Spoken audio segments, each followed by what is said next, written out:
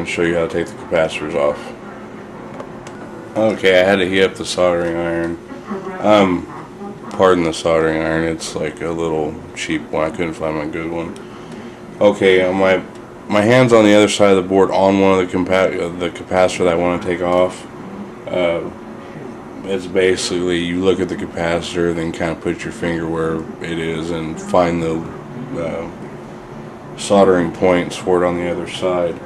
I'm only going to remove one capacitor because I don't want to go through the whole 6, but I mean, if I show you how to do one, you're going to know how to do the rest. So for this particular one, the leads are well, I'm going to have to move the camera. It's kind of hard and my hands are kind of full.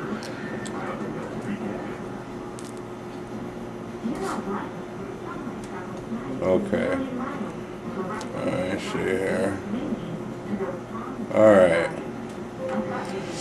So, I'm going to go ahead and what I'll do is you kind of have to wiggle these out. You just get the solder hot. Now, I'm not a real good solderer, but I can survive it if I have to.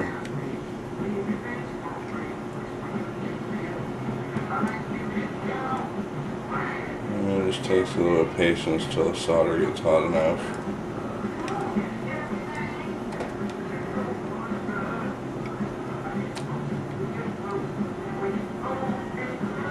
See, now it's starting to melt. And at the same time as I'm melting this, I'm kind of putting a little bit of pressure on the capacitor, trying to pull it away from the board. And it's really cold air coming in the house right now, so the solder doesn't want to stay liquefied for very long. You want to do one a little bit, get it pulled out, then go over here to the next one, and still while applying a pressure, pulling away from it. Just heat it up.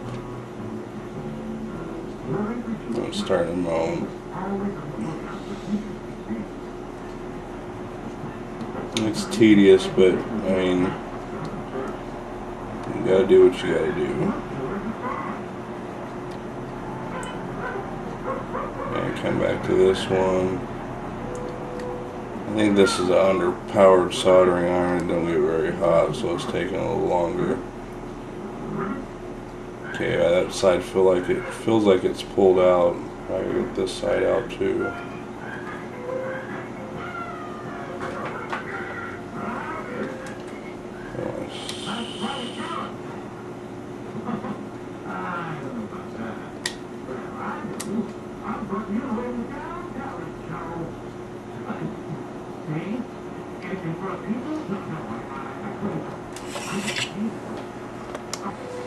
I had a little problem with the outlet over here.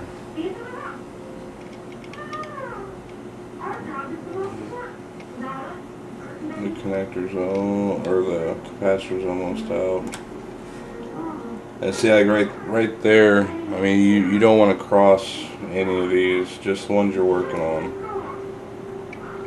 And if you do, take maybe a razor blade or something and kind of like gently remove the solder that like if anything splashes in the middle, remove the solder, that way it don't cross or short circuit. See, my hands aren't real steady right now.